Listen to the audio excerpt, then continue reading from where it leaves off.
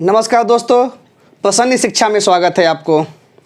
आज हम लोग केमिस्ट्री का सीरीज जो चालू किए हैं उसमें बेस पढ़ेंगे, क्षार पढ़ेंगे। और हम लोगों ने पिछले क्लास में एसिड ख़त्म कर लिया है। डिफरेंट टाइप ऑफ एसिड हम लोग ख़त्म किया, जिसमें से स्ट्रॉन्ग एसिड और बेस एसिड में जितने भी एग्जाम्पल बताए थे उसका हम लोग डेली लाइफ में उपयोग, एग्जामिनेशन में क्या क्या क्वेश्चन आते हैं उसके बारे में हम लोग देखा। आज हम लोग चर्चा करेंगे बेस के बारे में कि बेस में क्या क्या चीज़ होते हैं, बेस क्या है, उसके कितने प्रकार होते हैं और हम लोग डेली लाइफ में क्या उपयोग है इसका, और एग्जामिनेशन में क्या पूछा जाता है, इसकी हम लोग चर्चा करेंगे। चलिए हम लोग स्टार्ट करते हैं। बेस हम लोग पिछले क्लास में बताया था, जिसमें एसिड एंड बेस में कंपैरिजन किया था, तो उसे बताया था आपको कि बेस उसे कहा जाता है जिसका pH वैल्यू 7 से 14 के बीच में हो। ठीक है। और उसमें भी बताया था आपको कि बेस दो प्रकार का होता है, कि वीक बेस एक स्ट्रॉन्ग बेस। जिसका pH वैल्यू 10 से 14 के बीच में होता है वो होता है वीक बेस, और 7 से 10 के बीच में होता है उसको बोलते हैं वीक बेस, और 10 से 14 के बीच में होता है उसको बोलते हैं स्ट्रॉन्ग बेस। ठीक है। जिसमें स्ट्रॉन्ग बेस में एग्जांपल में दिया था मिल्क ऑफ मैग्नीशिया को दिया था मैंने आपको, जिसका pH वैल्यू 10 से 10.5 के बीच में होता है। और वीक में था वीक एसिड में था CaO and CaOH2, calcium oxide and calcium hydroxide, दोनों इसको वीक एसिड में था। और स्ट्रॉन्ग एसिड में था, स्ट्रॉन्ग बेस में था आपका मिल्क ऑफ मैग्नीशिया MgOH2 यानी मैग्नीशियम डाइऑक्साइड्स, एंड आपका था sodium hydroxide and potassium hydroxide. ये था एग्जांपल में था कि स्ट्रॉन्ग बेस हैं। और वीक बेस में आपको बताया calcium oxide and calcium dioxide. अब हम लोग चर्चा करते हैं। अब क्षार दो प्रकार के होते हैं। यहाँ पे देखिए क्षार दो प्रकार के होते हैं। और दूसरा बात है, क्षार में भी एक और प्रॉपर्टी बताया था कि क्षार में वैसे क्षार को उसे कहते हैं जिसमें OH आयन का कंसंट्रेशन जो है वो ज़्यादा होता है। क्या होता है? OH आयन का कंसंट्रेशन ज़्यादा होता है। तो हम लोग चर्चा करते हैं कि क्षार कितने प्रकार के होते हैं। क्षार आपका दो प्रकार के होते हैं। एक होते हैं अल्कली बेस्ड होते हैं, एक होता है कॉमन बेस होते हैं। Alkali base and common base. Alkali को ही बोला जाता है, अल्कली को बोला जाता है भस्म बोला जाता है। आपने हिंदी में देखा होगा भस्म, बाबा पूरी चर्चा करती है तो भस्म होता है। भस्म या अल्कली बेस उसे कहा जाता है जो जल में घुलनशील होता है। जल में घुलनशील वैसा बेस जो जल में घुलनशील हो उसे बोलते हैं अल्कली बेस कहा जाता है। ठीक है। और कॉमन बेस यानी जो क्षारक कहा जाता है हिंदी में, उसे वैसा बेस जो जल में अघुलनशील होता है। ठीक है। तो जल में घुलनशील कौन कौन सा है? तो सबसे पहले हम ब्लड को देखते हैं। ब्लड हमारा जल में घुलनशील है और इसका pH वैल्यू 7.4 है। ठीक है। दो चीज बार पूछा जाता है कि जल क्या है, तो बोला जाता है जल एक अल्कली बेस है। बहुत वीआई क्वेश्चन है, बहुत इंपॉर्टेंट क्वेश्चन है ये। जल क्या, रक्त क्या है? रक्त है एक अल्कली बेस है जो जल में घुलनशील है और उसका pH वैल्यू 7.4 है। 7.4 करने का मतलब यह है कि 7 से ऊपर है, यानी कि बेस है, अल्कली बेस बोलते हैं। ठीक है। NaOH CaOH का होल 2 माने कि sodium hydroxide, calcium hydroxide and magnesium dihydroxide and potassium hydroxide. Magnesium hydroxide, calcium hydroxide, potassium hydroxide, ये चीज क्या है? आपका अल्कली है, अल्कली बेस है। और ये दूसरा है आपका कॉमन बेस, जिसमें बोलते हैं जो जल में घुलनशील नहीं है उसे बोलते हैं आपका कॉमन बेस। जैसे एग्जांपल में है अमोनिया हाइड्रोक्साइड। क्या है? Ammonia hydroxide. ठीक है। तो आइए हम लोग चर्चा करते हैं अब डिफरेंट टाइप ऑफ बेस। पहला है सोडियम हाइड्रोक्साइड। सोडियम हाइड्रोक्साइड को हम लोग कास्टिंग सोडा भी कहा जाता है। ये बहुत इंपॉर्टेंट है, इसी के नाम से पूछा जाता है कास्टिंग सोडा किसे कहा जाता है, तो आपको भी याद होगा सोडियम हाइड्रोक्साइड। सोडियम हाइड्रोक्साइड ये सबसे प्रबल क्षार है, यानी कि स्ट्रॉन्ग बेस है, सबसे स्ट्रॉन्ग बेस है ये अभी तक। इसके क्योंकि इसका pH वैल्यू 14 होता है, इसका pH वैल्यू 14 होता है। ये सबसे स्ट्रॉन्ग बेस है और इसे हम कास्टिक सोडा कहा जाता है। और इसका उपयोग हम लोग कपड़े धोने वाले जो कपड़ा धोते हैं उसमें कठोर साबुन में उपयोग करते हैं, ठीक ना। कपड़े धोने वाले कठोर साबुन बनाने में किया जाता है, ठीक ना। कठोर साबुन जो बनता है कपड़ा धोने के लिए, उसमें हम लोग यूज करते हैं सोडियम हाइड्रोक्साइड यूज करते हैं। दूसरा है आपका पोटासियम हाइड्रोक्साइड। इसका पीएच वैल्यू होता है 13 से 13.5 के बीच में होता है। कितना होता है? 13 से 13.5 के बीच में होता है। इसका उपयोग नहाने वाले साबुन में किया जाता है या मुलायम साबुन में बनाने में किया जाता है। अब एक याद चीज़ होगा कि जब हम लोग नहाने वाला साबुन हम लोग लगाते हैं तो हम लोग आँख से आंसू आना, जैसे उसका थोड़ा सा भी फेन वगैरह कुछ भी चला जाता है तो आंसू आता है। तो आंसू आने का कारण क्या है? तो उसमें क्योंकि साबुन जो बनाया जाता है उसमें ग्लिसरीन मिलाया जाता है। क्या मिलाया जाता है? ग्लिसरीन। और ग्लिसरीन के कारण से आंसू आता है। ये पूछा जाता है कि ग्लिसरीन के कारण से आंसू आता है। पूछा जाता है कि साबुन लगाने से आँख में आंसू क्यों आता है? आने का कारण क्या है? ग्लिसरीन। ये पूछा गया है एग्जामिनेशन हॉल में। ये नहाने वाला साबुन में उपयोग किया जाता है। ये भी पूछा गया है कि नहाने वाले साबुन में क्या किसको यूज किया जाता है? तो पोटेशियम हाइड्रोक्साइड किया जाता है। हम लोग साबुन की जब चर्चा करेंगे उसमें भी हम लोग पूरा पढ़ेंगे, सर्फ साबुन जब किस तरह से बनाया जाता है, बनाने का प्रक्रिया क्या है, उसके हम लोग आगे चर्चा करेंगे। MgOH का मैग्नीशियम हाइड्रोक्साइड आपने पढ़ा होगा, मिल्क ऑफ मैग्नीशिया। पिछले फर्स्ट क्लास में भी चर्चा किया था, सेकंड क्लास में चर्चा किया था। मिल्क ऑफ मैग्नीशिया का सूत्र होता था MgOH का होल 2। इसमें बताया था आपको कि यह क्या करता है कि जब ज़्यादा खाना खा लेते हैं तो क्या होता है? हमारी बॉडी में एसिडिटी होती है। एसिडिटी को खत्म करने के लिए क्या करते हैं? मिल्क ऑफ मैग्नीशिया लिया जाता है। यानी कि एसिडिटी को खत्म करना, यानी कि एंटी एसिडिक है। ये एंटी एसिडिक है, हिंदी में बोलते हैं पति अम्ल बोलते हैं। इसलिए इसका उपयोग कहाँ करता है? पति अम्ल के रूप में किया जाता है। जैसे कि हम लोग एग्जाम्पल चलिए कि हम लोग इसको मिटाते हैं। जैसे कि इन मिल्क ऑफ मैग्नीशिया को MgOH को अगर हम लोग कोई भी एसिड से कर लीजिए,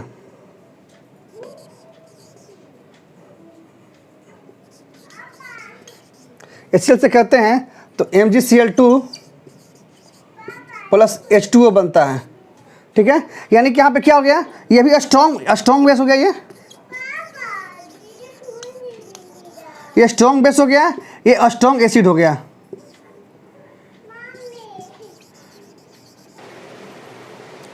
तो ये HCl है, आपने जो बताया मैंने, ये HCl कहाँ पाया जाता है?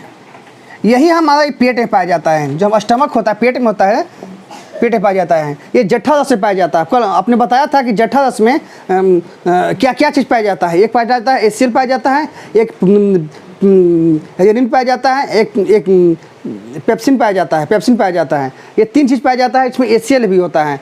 हमारे बॉडी में एसिडिटी कैसे बनती है? जब हम ज़्यादा खाना खा लेते हैं तो वही, जब हम खाना खाने से क्या होता है या ख़राब खाना खा लेते हैं तो हमारी एसिडिटी बनती है। एसिडिटी बनने का अर्थ है कि HCl की मात्रा बढ़ जाती है हमारे बॉडी में। यानी कि HCl हमको पता होना चाहिए कि HCl जो है स्ट्रॉन्ग एसिड होता है। क्या होता है? स्ट्रॉन्ग एसिड होता है। स्ट्रॉन्ग एसिड को अगर स्ट्रॉन्ग बेस के साथ हम लोग जब रिएक्शन करते हैं तो क्या पढ़ाए थे? Strong acid plus strong base को स्ट्रॉन्ग रिएक्शन होता है तो क्या कहते हैं? न्यूट्रलाइजेशन कहते हैं। उस अभिक्रिया को क्या कहते हैं?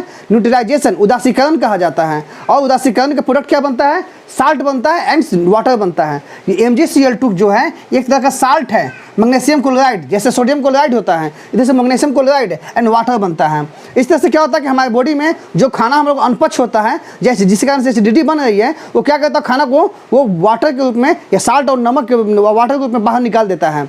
यही होता है, इसका काम होता है मैग्नीशियम हाइड्रोक्साइड का। समझ गए? अब आइए एल्युमिनियम हाइड्रोक्साइड का काम होता है कि वाटरप्रूफ जो कपड़े होते हैं ना, रेन कोट बनाए जाते हैं। रेन कोट जो कपड़े पहनते हैं बारिश के दिनों में, जो बारिश के समय में हम लोग कपड़े पहनते हैं तो उसको हम लोग बनाए जाते हैं वाटरप्रूफ बोलते हैं, वाटरप्रूफ कपड़े बोलते हैं, ठीक ना। तो रेन कोट बनाने में, ठीक ना। अब आइए हम लोग जिंक ऑक्साइड के बारे में बहुत इंपॉर्टेंट है कि ये बहुत इंपॉर्टेंट टॉपिक है। ये पूछा जाता है कि जिंक ऑक्साइड बोला जाता है कि उभयधर्मी या एम्फोटेरिक ऑक्साइड कौन सा है? Which of the following is the amphoteric oxides? या निम्नलिखित में से उभयधर्मी ऑक्साइड कौन है? उसमें से एक ऑप्शन दिया जाता है ZNO का, ZNO ऑप्शन दिया जाता है। वो एम्फोटेरिक कहने का मतलब ये है, एम्फोटेरिक ऑक्साइड या उभयधर्मी ऑक्साइड कहने का अर्थ ये है कि वैसा ऑक्साइड जो एसिड और बेस मीडियम, दोनों मीडियम में अपना अभिक्रिया करता है। कहने मतलब क्या है, वैसा ऑक्साइड जो एसिड और बेस दोनों मीडियम में आपका अभिक्रिया करता है उसे कहते हैं एम्फोटेरिक या उभयधर्मी बोलते हैं। क्या बोलते हैं? उभयधर्मी या एम्फोटेरिक ऑक्साइड कहते हैं। या कहा जाता है कि H+ आयन और OH आयन दोनों पाए जाते हैं। वैसा ऑक्साइड जिसमें H+ आयन और OH आयन दोनों पाए जाते हैं उसे कहा जाता है उभयधर्मी या एम्फोटेरिक ऑक्साइड कहा जाता है। जेडन का एक एग्जाम्पल है, बोला जाता है अन्य नाम, इसका अन्य नाम है जिंक, फ्लावर ऑफ जिंक। बहुत बार पूछा गया है कि फ्लावर ऑफ जिंक किसे कहा जाता है, या फ्लोसफर का ऊन किसे कहा जाता है। ये दो नाम याद रखिए, बहुत इंपॉर्टेंट है थोड़ा सा। ये फ्लोसफर का ऊन और एक याद रखिएगा फ्लावर ऑफ जिंक। ये इंपॉर्टेंट, बहुत ज़्यादा इंपॉर्टेंट है। फ्लावर ऑफ जिंक किसे कहा जाता है? जिंक ऑक्साइड को। फ्लावर ऑफ जिंक किसे कहा जाता है? जिंक ऑक्साइड का, यानी जिंक का फूल, या फिलोसफर का ऊन, या ऊन ऑफ फिलोसफर्स ऊन बोला जाता है, या फिलोसफर्स का ऊन, ठीक ना। इसका उपयोग हम लोग कहाँ करते हैं? सन स्क्रीन बनाने में। आप तालाब में देखे होंगे सन स्क्रीन बनाया जाता है, जिससे कि सन का लाइट हो, जब बहुत अच्छा हो, सन स्क्रीन बनाने में किया जाता है तालाब में, पौंड में, ठीक ना। अब आइए हम लोग, छठा है कैल्शियम ऑक्साइड। एक चीज़ कंसेप्ट याद रखिएगा कि जहाँ O लगा हो ना वहाँ ऑक्साइड होता है, जहाँ OH होता है वो तो हाइड्रोक्साइड होता है। आप याद रखिएगा, ठीक ना। अगर कहीं भी आपको नहीं याद आ रहा हो कि इसका क्या है, तो इसका ये पता करो, ये एल्युमिनियम ऑक्साइड है। OH है तो हाइड्रोक्साइड है, एल्युमिनियम हाइड्रोक्साइड। जिंक है, जिंक O लगा हुआ है तो जिंक ऑक्साइड हो गया, इस तरह से याद रखिएगा। मैग्नीशियम है, OH लगा हुआ है तो मैग्नीशियम हाइड्रोक्साइड है, ठीक है। KOH है, पोटेशियम हाइड्रोक्साइड। इस तरह से नाम याद रखिएगा, ठीक ना। आपको मैं नाम नहीं लिखा हूँ, आपको इस तरह से, आप इसलिए बता दिया मैं आपको कि CaO calcium oxide. Calcium oxide कहा जाता क्या है? इसको कहा जाता है बिना बुझा हुआ चूना। एक बुझा हुआ चूना होता है, बिना बुझा हुआ चूना होता है। इसे कहते हैं बिना बुझा हुआ चूना कहा जाता है इसे, ठीक ना। इस इंग्लिश में कहा जाता है क्विक लाइम, यानी कि जब क्विक लाइम को, यानी बिना बुझा हुआ चूना को जब वाटर के साथ हम संपर्क में करते हैं तो क्या बन जाता है? बुझा हुआ चूना। यानी कहने का मतलब है कि बिना बुझा हुआ चूना जब पानी डाल देते हैं तो बुझ जाता है, तो याद करने तरीका है, तो उसे बुझा हुआ चूना कहते हैं, या सेलेक्ट लाइन बोलते हैं। क्या बोला जाता है? सेलेक्ट लाइन या खाने वाला चूना। आप जब गाँव में देखे होंगे कि पुताई करने वाला होता है, घर में पुताई होता है, दीवार की पुताई होता है, तो उसमें क्या किया जाता है कि जब पानी डालते हैं तो पड़ का आवाज़ आता है। वो किस चीज़ का आवाज़ होता है? वो CO2 का आवाज़ आता है। तो क्या होता है कि वो वही चीज़ बोला जाता है कि सफ़ेदी करने में किया जाता है, घरों में सफ़ेदी करने में उपयोग किया जाता है, ठीक ना। इसलिए खाने वाला चूना भी जो होता है, जब हम लोग खैनी में, तंबाकू में जब हम लोग खाते हैं, उसका भी हम लोग उपयोग करते हैं। विदेश गाँव में हम लोग खैनी बनाते, पूरा हम लोग खैनी बनाते हैं लोग। इसलिए खैनी बनाने वाला चूना जो होता है ना, या पान गुटखा में उपयोग किया जाता है, यही होता है, सेलेक्ट लाइन होता है, बुझा हुआ चूना होता है, जिसमें पानी मिला दिया जाता है। पानी मिलाने के बाद बुझ जाता है, उसको हम लोग खैनी के रूप में, तंबाकू के रूप में, गुटखा के रूप में उपयोग किया जाता है। अगर यही हम लोग इसे कैल्शियम हाइड्रोक्साइड को अगर हम CO2 के साथ क्रिया करा दिया जाए, किससे? CO2 के साथ क्रिया करा दिया जाए, तो वो हम लोग क्या होता है? कैल्शियम कार्बोनेट बनता है। क्या बनता है? कैल्शियम कार्बोनेट बनता है। और यही कैल्शियम कार्बोनेट को खड़िया बोला जाता है, खड़िया या लाइमस्टोन या चूना पत्थर। खड़िया या चूना पत्थर या लाइमस्टोन, ठीक ना। अब कैल्शियम कार्बोनेट, अब देख लिए। अब आपको इसमें से एक बार थोड़ा सा रिवाइज कर लीजिए, ज़्यादा इंपॉर्टेंट कौन कौन सा एग्जामिनेशन हॉल में आता है। आपका एक ये आएगा, आपको एक ये आएगा, आपको बहुत ज़्यादा इंपॉर्टेंट है। मिल्क ऑफ मिलेशन तो बहुत ही इंपॉर्टेंट है, आपको याद रखिएगा, ठीक ना। आपको पोटेशियम, ये भी आपको जैसे ये बताया था कि सोडियम हाइड्रोक्साइड को हम लोग कठोर साबुन बनाने में किया जाता है। यही पूछा जाता है कि कपड़ा धोने वाले साबुन में कौन सा उपयोग किया जाता है, तो सोडियम हाइड्रोक्साइड। नहाने वाले साबुन में किसका उपयोग, कौन सा हाइड्रोक्साइड यूज किया जाता है, तो पोटेशियम हाइड्रोक्साइड। फिर आपको पूछेगा कि वाटर प्रूफ रेनकोट बनाने में किसका उपयोग किया जाता है, तो एल्युमिनियम हाइड्रोक्साइड। मैग्नीशियम हाइड्रोक्साइड को हम लोग एंटी एसिड बोलते हैं, यानी पत्ती अम्ल बोलते हैं, तो उसका उपयोग कहाँ पे किया जाता है, कहाँ पाया जाता है, ये किस रूप में पाया जाता है, HCl कहाँ पाया जाता है। इस तरह से क्वेश्चन जो घुमा फिरा के आपको देते रहेगा, आप समझ जाइए, ठीक ना। अब आइए जेडेनो को पूछेगा, बोलेगा कि जेडेनो में क्या होता है कि आपका बताइए कि सन स्क्रीन बनाने में किसका उपयोग किया जाता है, जेडेनो बोला जाता है। ऐसे एम्फोटेरिक एलिमेंट ऑक्साइड कौन सा है, एम्फोटेरिक ऑक्साइड कौन सा है, तो ZnO को बोला जाता है। एम्फोटेरिक ऑक्साइड कहने का मतलब ये है कि वैसी ऑक्साइड जो एसिड और बेस दोनों मीडियम से अभिक्रिया करे, एसिड और बेस दोनों मीडियम से अभिक्रिया करे, उस ऑक्साइड को एम्फोटेरिक ऑक्साइड कहा जाता है। इसमें या H+ आयन या OH आयन दोनों मौजूद होते हैं, दोनों पाए जाते हैं। इसलिए जिंक ऑक्साइड को ये भी पूछा जाता है कि फ्लावर ऑफ जिंक किसे कहा जाता है, जिंक ऑक्साइड को बोला जाता है। या फिलोसफर ऊन किसे कहा जाता है, फिलोसफर ऊन किसे कहा जाता है, जिंक ऑक्साइड को बोला जाता है। ये बहुत इंपॉर्टेंट क्वेश्चन है सब है। सीमेंट बनाने में किसका उपयोग किया जाता है, कैल्शियम ऑक्साइड का यूज किया जाता है। ठीक है, खड़िया चूना सफेद घरों में सफ़ेदी करने किसका उपयोग किया जाता है, कैल्शियम हाइड्रोक्साइड का उपयोग किया जाता है। या खाने वाला चूना या बुझा हुआ चूना किसे कहा जाता है, कैल्शियम ऑक्साइड को। बहुत इंपॉर्टेंट क्वेश्चन है। स्लैक लैंड किसे कहा जाता है, कैल्शियम हाइड्रोक्साइड को कहा जाता है।